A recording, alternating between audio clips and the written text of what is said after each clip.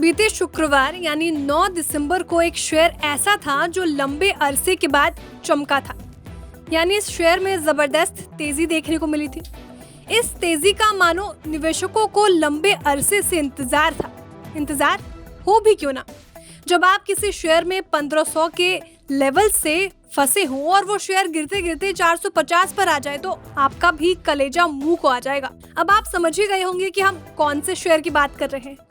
जनाब, हम विजय शेखर शर्मा की कंपनी पेटीएम की बात कर रहे हैं। इसको आप लोग 197 कम्युनिकेशंस के नाम से जानते होंगे। अब इस शेयर ने ऐसा क्या कमाल कर दिखाया कि एक दिन में ही इसने निवेशकों को 7% से ज्यादा का रिटर्न दे दिया। तो बता दें, पेटीएम कल यानी 13 दिसंबर को अपनी बोर्ड बैठक करने वाली है। इसमें कंपनी अपने ही शेयर को बाई बैक करने की योजना बना रही है। इस खबर की भनक लगते ही इसका शेयर रॉकेट की स्पीड से भागने लगा।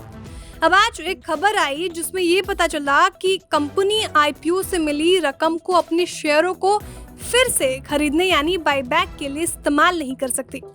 अब क्या है ये पूरा मामला, इसको समझने के लिए आपको हमारा ये वीडियो अंत तक देखना होगा। असल में बायबैक की खबरों के बीच ये अफवाह फैली कि पेटीएम आईपीओ से जुटाए हुए पैसे से ही बायबैक करेगी, लेकिन कोई भी कंपनी ऐसा नहीं कर सकती क्योंकि ये नियम के खिलाफ है। अब नियम क्या होते हैं ये जान लेते हैं।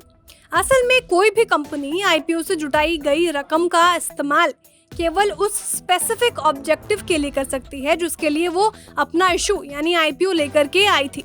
बायबैक के लिए कंपनी को अपना पैसा इस्तेमाल करना होगा। अब पेटीएम भी बायबैक के लिए अपना मौजूदा लिक्विडिटी और फाइनेंशियल का इस्तेमाल कर सकती है। बता दें, अभी कंपनी के पास लगभग 9,882 करोड़ रुपए की लिक्विडिटी है और इसी पैसे से कंपनी अपना शेयर बायबैक का प्लान सक्सेसफुल बना सकती है। अब जाते जाते पेटीएम ने दूसरी तिमाही में कैसा प्रदर्शन किया है ये जान लीजिए।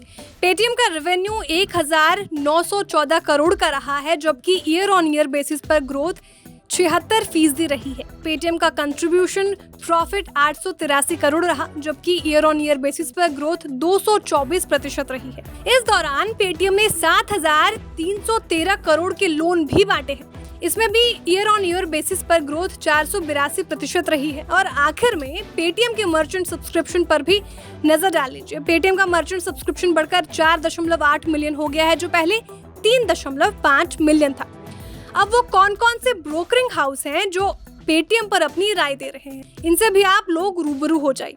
ग्लोबल ब्रोकरेज हाउस CLSA ने पेटीएम में खरीदारी की सलाह दी है।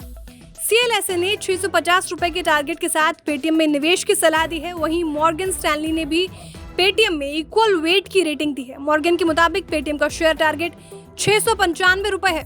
भारत की घरेलू ब्रोकरेज हाउस मोतीलाल ओसवाल ने पेटीएम पर न्यूट्रल व्यू रखा है। मोतीलाल ने पेटीएम का टारगेट प्राइस 695 रुपए है। ब्रोकरेज फर्म ICICI सिक्योरिटीज ने पेटीएम पर खरीदारी की सलाह दी है। ICICI के मुताबिक पेटीएम का शेयर टारगेट 1285 रुपए है। बता दें, सोमवार को पेटीएम का शेयर 7.19% बढ़कर 544.75 रुपए पर बंद हुआ।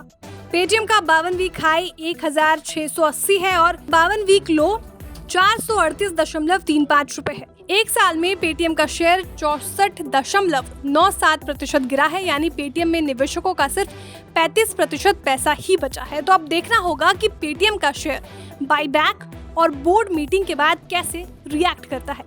Bureau report, बिस्तक।